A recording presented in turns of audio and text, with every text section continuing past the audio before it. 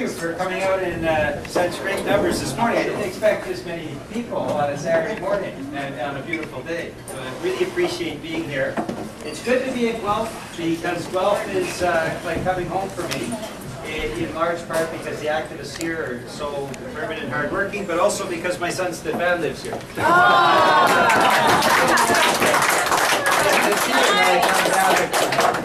Which loves him.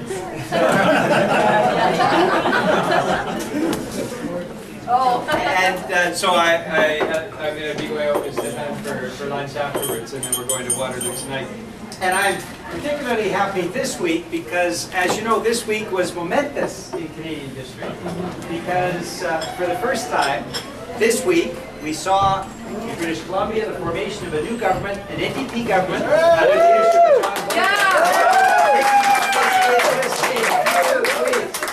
Now, Christy Clark isn't in agreement with this. She's going to try to delay things, but ultimately, I think there is no doubt. We will prevail. We will prevail, and that will mean a lot of changes.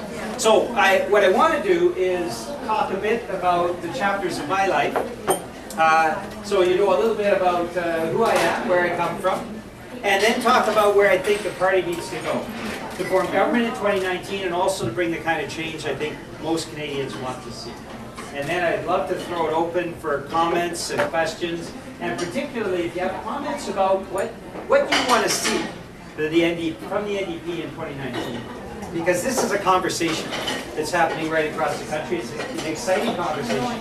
But the more we get the feedback from you about what kinds of things you want to see the party represent, the better I think we can have the debate we need coming up to choosing a leader in October, but also ultimately getting the thousands of new leaders we need in this party to transform Canada and to form government.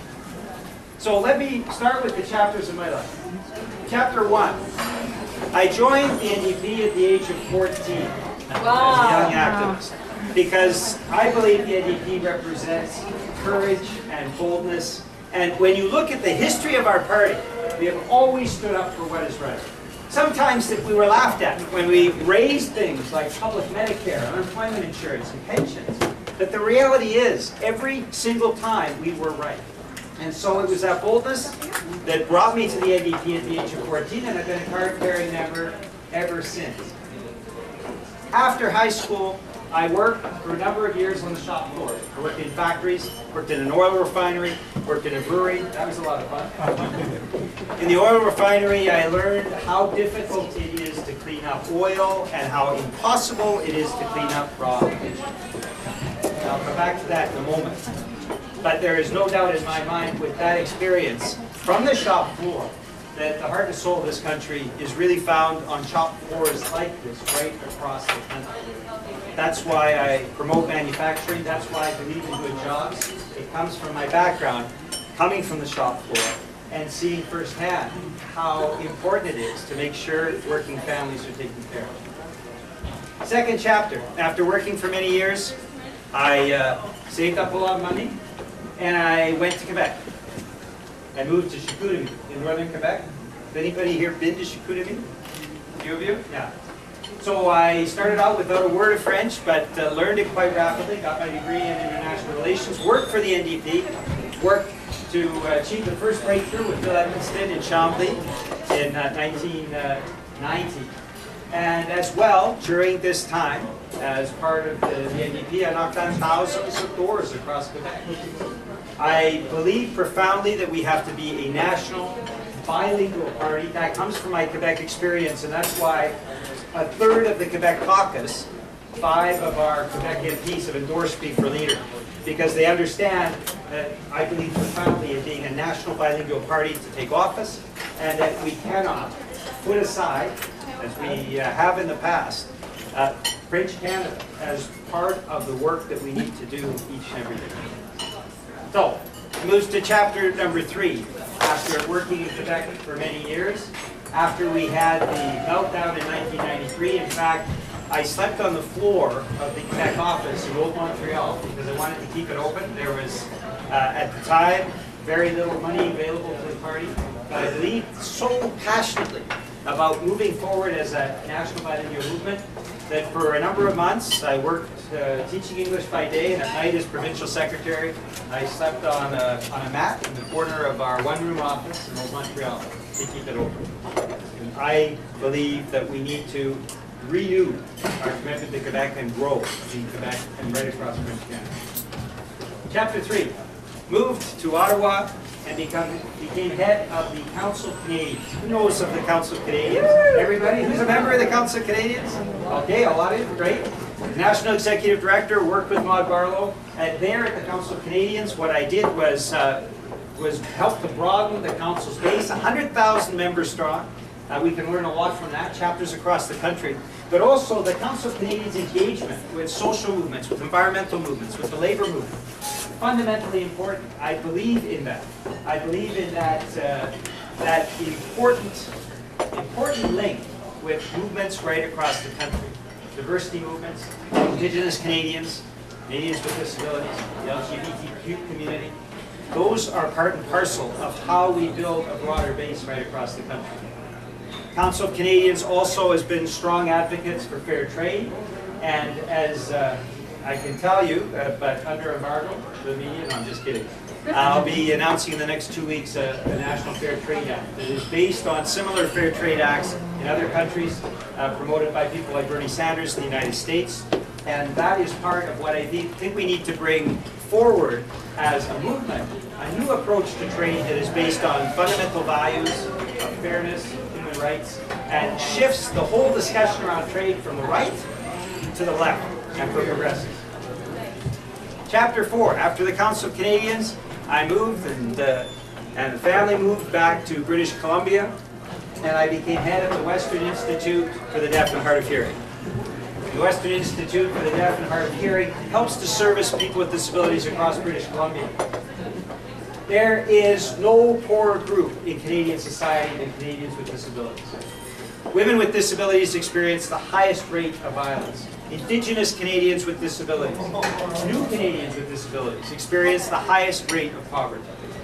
I experienced that firsthand working in the disability community and worked with other disability providers, both for mental health and for physical disabilities, to build the Disability Employment Network across British Columbia, which allowed people with disabilities to access the job market. And it was win-win, because once that person with a disability was actually given access to employment, for the employer, they are loyal and great workers, and of course for the person with a disability, they actually had access to work that they aren't able to get without that bridge that we created. Sometimes I would come into the Western Institute for the Deaf and Hard of Hearing on a rainy day or a cold day, and at the back of the 3-story building there was a little patio, and we would find a deaf person there, sheltering for the night. Because of the fact that with the lack of affordable housing, they had nowhere to go. And fundamentally, I think this is wrong, that you have people with disabilities, or any Canadian, having to seek shelter from the elements at night because they do not have a roof over their head. And that's why when I announced my candidacy back in February, I said our first platform has to be to make housing first and have the right to roof over the head of every single Canadian in this country. So then we move to Chapter 5. Chapter 5 is when I was asked to run for the NDP in the riding of Burnaby, Westminster in 2004. Jack Layton encouraged me to run. We had no chance of winning. We'd won 15% of the vote in the previous election. So there was no chance of winning. Jack said, you know, you can run and get your name up. And there was an important, compelling reason to run. And that was that the local hospital, St. Mary's Hospital, was being closed because of federal government cutbacks. And it gave us an opportunity to talk about that hospital closure and to talk about the cutbacks under the Liberal government in healthcare funding. So we went off. Stefan was very helpful. We went off and we started knocking on doors. I knocked on 6,000 doors. I lost 26 pounds. Because in New Westminster and Burnaby, of course, they're all on hills. So I go up and down. I had legs like an Olympic bicyclist at the end of that campaign. And on election night, I showed up to the election office.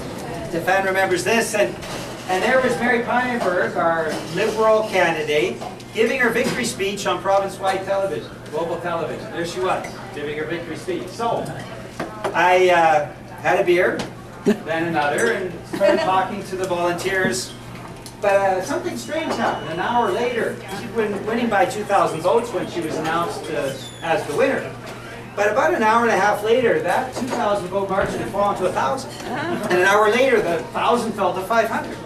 An hour after that, the 500 fell to 200. Oh my God. And then around midnight, there was a 1 vote difference. And my sister Randy cried out because the day before she'd gone out door knocking, but she skipped the house because there was a mean dog in the yard.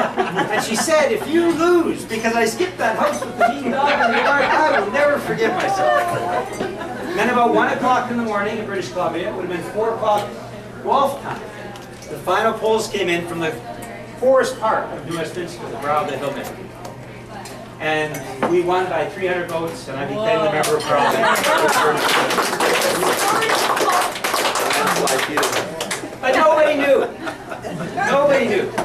The media had all reported Mary Peinenberg as the winner, and so the next day my vacation was up at the Western Institute, so I had to go back to work the very next day. Tuesday morning I showed up, and all the deaf employees gathered around and they said, we're sorry, you lost. And I said, no, I won.